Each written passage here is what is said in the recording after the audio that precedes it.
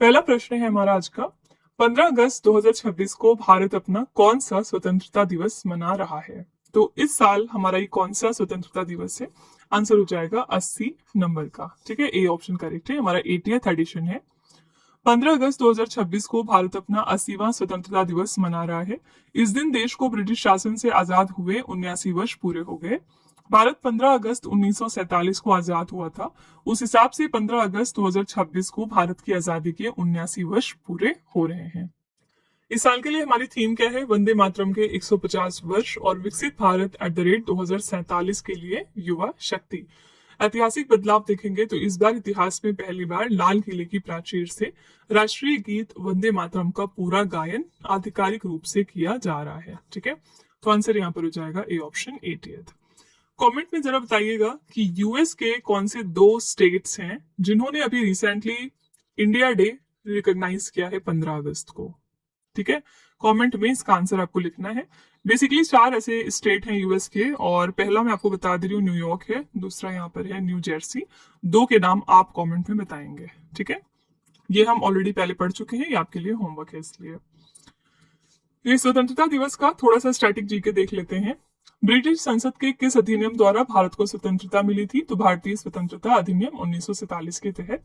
भारत की स्वतंत्रता के समय ब्रिटिश प्रधानमंत्री कौन थे? ये थे क्लेमेंट एटली। भारत को किस देश से स्वतंत्रता मिली थी? तो यूनाइटेड किंगडम से। 15 अगस्त 1947 को सर्वप्रथम किसने भारत के स्वतंत्र होने की घोषणा की थी? तो ये थे लॉर्ड माउंटबेटन। भारत के अंतिम वाइसरॉय और स्वतंत्र भारत के पहले गवर्नर जनरल कौन थे? ये थे लॉर्ड माउंटबेटन। किस स्पीकर ने जवाहरलाल नेहरू के बाद 15 अगस्त 1947 के मध्य रात्रि को संसद को संबोधित किया था? ये थे सर्वपल्ली राधाकृष्णन। और आखिरी है, स्वतंत्रता दिवस पर राष्ट्रीय ध्वज फहराने का समारोह कहां पर होता है? ये लाल किले पर होता है। ठीक है, तो ये आपका कुछ स्टैटिक जीके है जो एग्जाम में पूछा जा सकता है। क्वेश्चन नंबर 2 है, अगस्त 2026 में केंद्रीय खेल मंत्रालय ने किस खेल निकाय की मान्यता को निलंबित कर दिया है? तो कौन से स्पोर्ट बॉडी का रिकॉग्निशन है जिसको रिसेंटली सस्पेंड किया है हमारी मिनिस्ट्री ऑफ स्पोर्ट्स ने? आंसर यहाँ पर हो जाएगा table tennis federation of India, C option. तो table tennis federation of India को सस्पेंड कर दिया गया है। आइए देखते हैं क्यों किया है।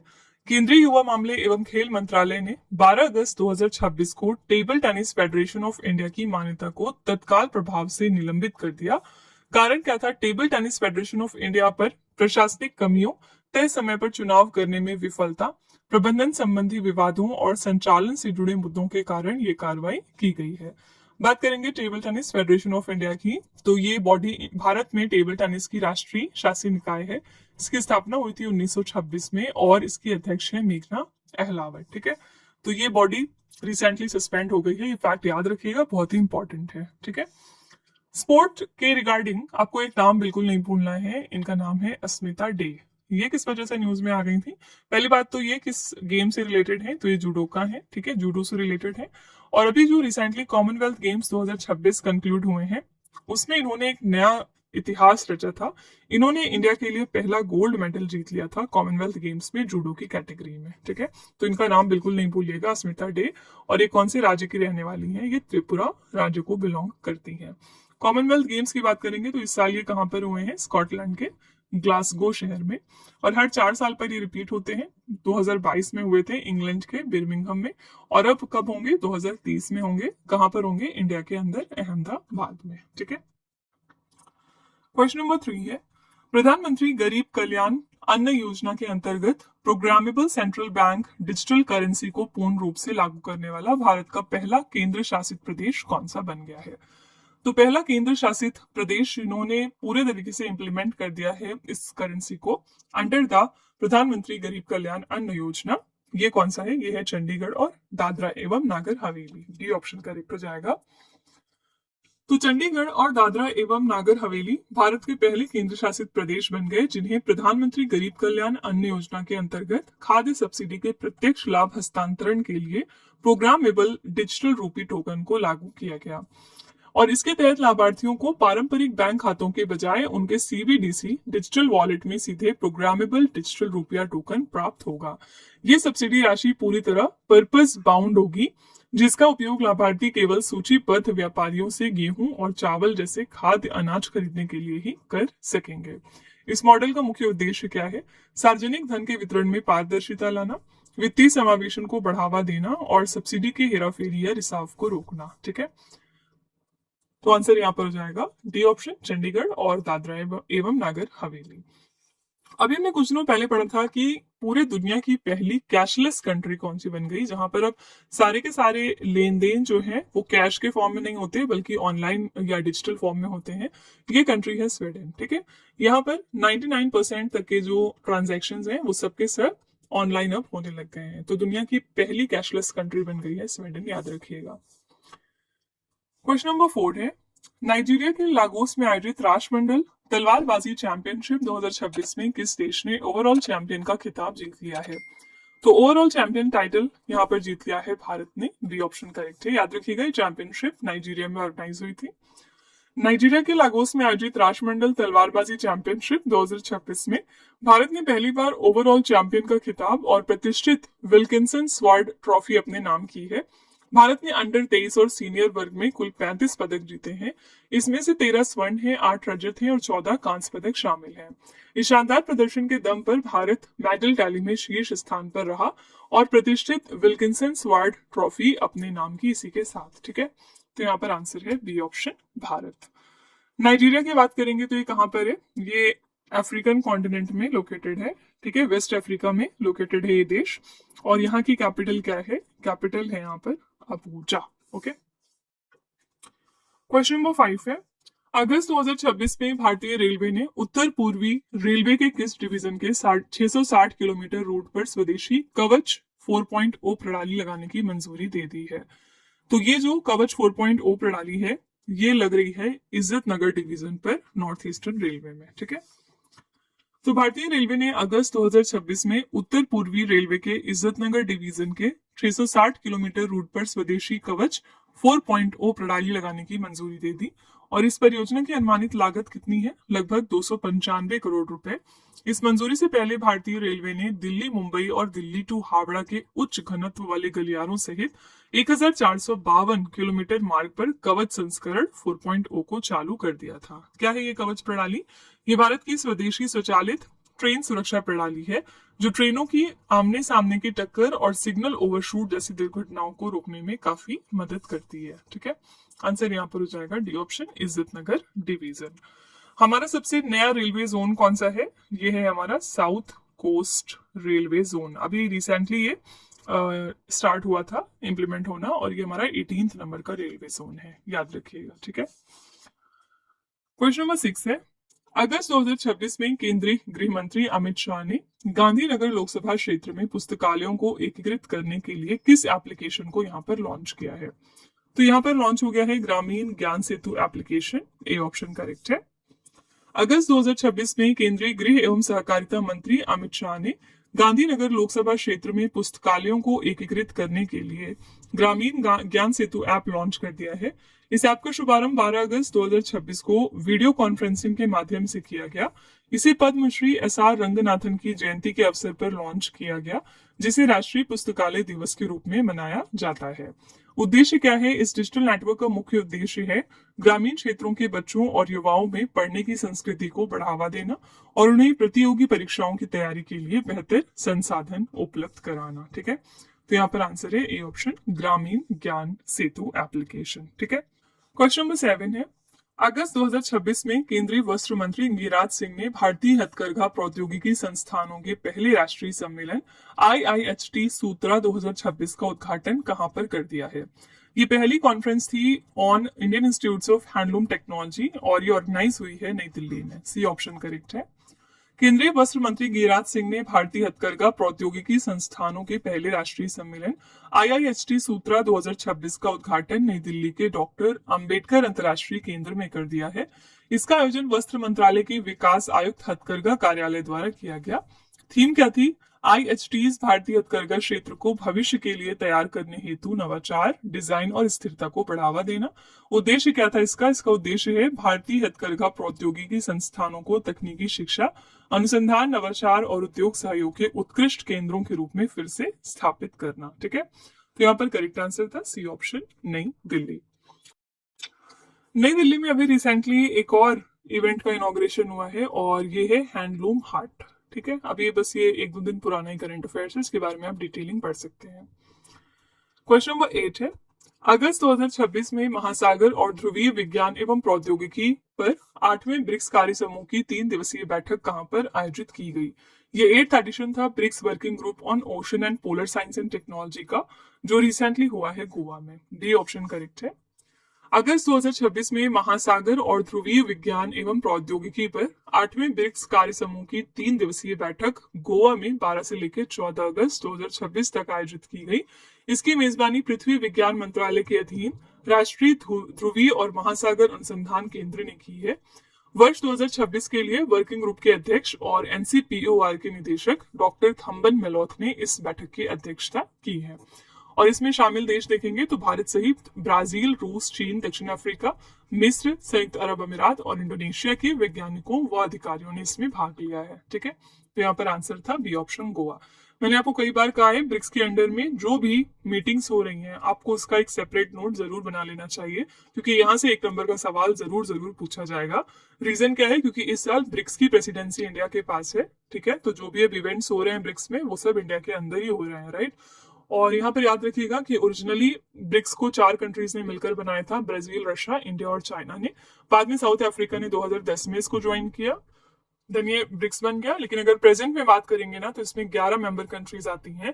5 तो ये हो गए, ब्राजील, रशिया, इंडिया, चाइना और साउथ अफ्रीका। इसके अलावा इजिप्ट है, एथियोपिया है, ईरान है, सऊदी अरब है, यूएई है और इंडोनेशिया है। ठीक है, ये हमारे 11 कंट्रीज हैं ब्रिक्स के अंडर में। क्वेश्चन नंबर 9 है, अगस्त 2026 में जारी Barclays private clients Hurun India most valuable family business की रिपोर्ट के अनुसार किस कारोबारी परिवार ने भारत में शीर्ष स्थान प्राप्त किया है? तो इस रिपोर्ट के अकॉर्डिंग फर्स्ट पोजीशन पर कौन सी फैमिली थी? आंसर हो जाएगा यहाँ पर अंबानी परिवार। सी ऑप्शन करेक्ट है। अगस्त 2026 में जारी Barclays private clients Hurun India most valuable family business की रिपोर्ट के अनुसार मुकेश अंबानी के परिवार यानी रिलायंस इंडस्ट्रीज ने सूची में शीर्ष स्थान प्राप्त किया। अंबानी परिवार की कुल संपत्ति वैल्यूएशन 25.82 लाख करोड़ रुपए आंकी गई। उनकी संपत्ति में पिछले वर्ष की तुलना में 8.5% की गिरावट भी आई है, फिर भी वे इस सूची में लगातार शीर्ष पर बने हैं। ठीक है, शीर्ष 3 स्थान देखेंगे तो पहले स्थान पर है अंबानी परिवार, दूसरे स्थान पर है कुमार मंगलम बिरला का परिवार और तीसरा है जिंदल परिवार। ठीक है, तो यहाँ पर करेक्ट आंसर हो जाएगा सी ऑप्शन अंबानी परिवार। ओके, और हमने कल बात की थी कि most valued brand in India कौन सी है, तो ये था हमारा टाटा ग्रुप। ये भी फैक्ट याद रखिएगा। क्वेश्चन नंबर 10 है, अगस्त 2026 में ब्रिटेन के प्रधानमंत्री एंडी बर्नहैम को विशेष या विशेषज्ञ सलाहकार के रूप में किस भारतीय मूल के व्यक्ति को नियुक्त किया गया है? इनका नाम क्या है? इनका नाम है गौतम रंगराजन। पिक्चर भी आप यहाँ पर देख सकते हैं। अगस्त 2026 में ब्रिटिश प्रधानमंत्री एंडी बर्नहैम ने भारतीय मूल के रणनीतिकार और मीडिया कार्यकारी गौतम रंगराजन को संरचना और प्रक्रिया के मामले में विशेषज्ञ सलाहकार के रूप में नियुक्त कर दिया है। ब्रिटेन की बात करेंगे तो यूरोप महाद्वीप पर स्थित है, राजधानी यहाँ पर है लंदन, मुद्रा चलती है पाउंड स्टर्लिंग और रिसेंटली यहाँ पर प्रधानमंत्री बने हैं एंडी बर्नहैम। ठीक है, तो यहाँ पर आंसर था ए ऑप्शन गौतम रंगराजन। अभी रिसेंटली हमने पहली बार सऊदी अरब मुल्क में नॉन मुस्लिम डिप्लोमेट अपॉइंट किया है और इनका नाम क्या है? मिस्टर विपुल। ठीक है, तो याद रखिएगा मिस्टर विपुल हमारे पहले नॉन मुस्लिम डिप्लोमेट हैं टू द कंट्री सऊदी अरब। ठीक है, क्वेश्चन नंबर 11 है, अगस्त 2026 में केंद्रीय गृह एवं सहकारिता मंत्री अमित शाह ने राष्ट्रीय शहरी सहकारी वित्त एवं विकास निगम के नए परिसर का उद्घाटन और सहकार नवक्रांति कार्यक्रम की शुरुआत कहां से कर दी है? तो इसकी नई प्रेमिसेस का उद्घाटन हो गया है मुंबई में। सी ऑप्शन करेक्ट है।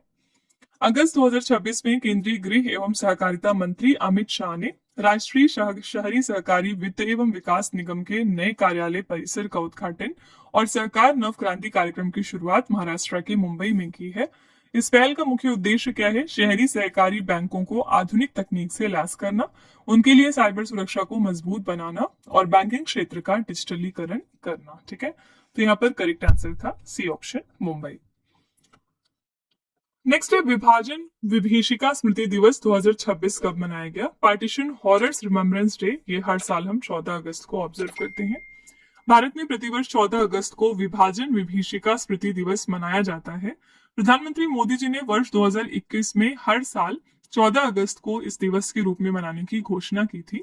ये दिवस 1947 में भारत के विभाजन के दौरान अपनी जान गंवाने वाले लोगों और असहनीय पीड़ा व विस्थापन का सामना करने वाले लाखों परिवारों की याद में समर्पित है। ठीक है, तो आंसर यहाँ पर था A option 14 August.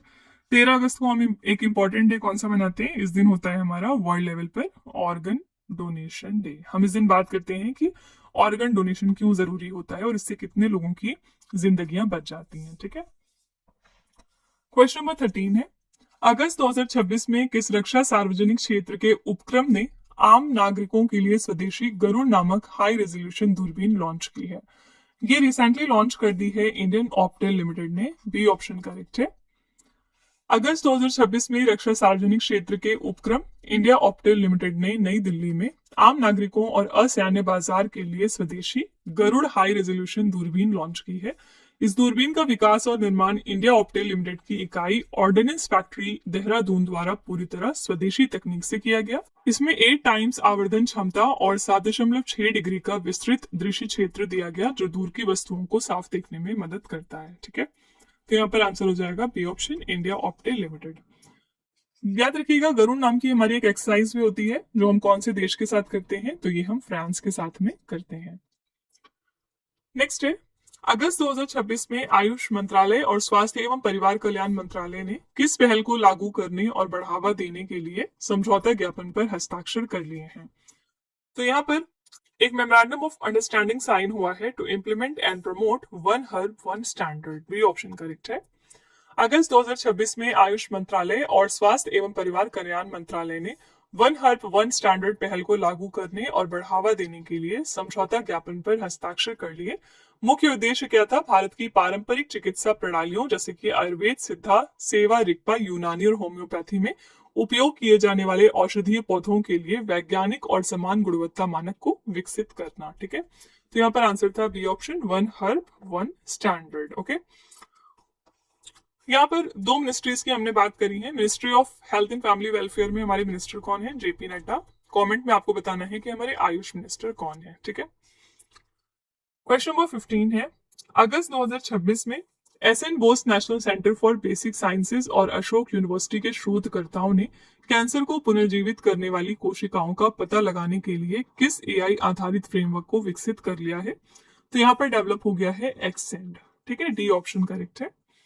Full form यहाँ पर क्या है इसका? AI based cancer stem like cell profiler and neoplasm डीकॉन्वोल्यूटर।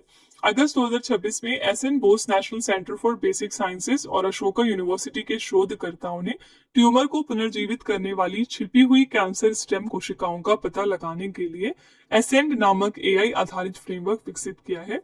ये framework tumour gene expression data के जरिए उन दुर्लभ कैंसर स्टेम जैसी कोशिकाओं की पहचान करता है जो ट्यूमर के दोबारा होने, मेटास्टेसिस और उपचार प्रतिरोध के लिए जिम्मेदार होती हैं। ठीक है, तो यहाँ पर करेक्ट आंसर था डी ऑप्शन एक्सेंट। इंडिया के अंदर पहला स्टेट कौन सा है जिसने एक एआई पोर्टफोलियो लॉन्च किया है? ये स्टेट है केरला। ठीक है, और केरला में पहले एआई मिनिस्टर कौन बन गए हैं? इनका नाम ये जरूर याद रखिएगा, इनका नाम है पीके कुन्हाली कुट्टी। ठीक है, ये केरला के पहले एआई मिनिस्टर बने हैं। तो फ्रेंड्स, ये थे आज के हमारे most important 15 current affairs. I really hope कि आपको ये हमारा सेशन पसंद आया होगा और आप जरूर कुछ ना कुछ नया सीख कर ये जा रहे होंगे। चलिए फिर आपके टेस्ट पर चलते हैं। लास्ट में हम आपके लिए 3 क्वेश्चन का एक छोटा सा टेस्ट रखते हैं यहाँ पर, ये चेक करने के लिए कि आपने कितना पढ़ा, कितना समझा। पहला क्वेश्चन है आपके लिए, अगस्त 2026 में केंद्रीय गृह मंत्री अमित शाह ने गांधीनगर लोकसभा क्षेत्र में पुस्तकालयों को एकीकृत करने के लिए किस ऐप को लॉन्च कर दिया है? दूसरा प्रश्न है, अगस्त 2026 में महासागर और ध्रुवीय विज्ञान एवं प्रौद्योगिकी पर 8वें ब्रिक्स कार्य समूह की 3 दिवसीय बैठक कहां पर आयोजित की गई है? और तीसरा क्वेश्चन है, अगस्त 2026 में ब्रिटेन के प्रधानमंत्री एंडी बर्नहैम के विशेष या विशेषज्ञ सलाहकार के रूप में किस भारतीय मूल के व्यक्ति को नियुक्त किया गया है? तो ये 3 क्वेश्चंस आपके लिए हैं एज अ होमवर्क। इनका जवाब आपको कमेंट में जाके लिखना है।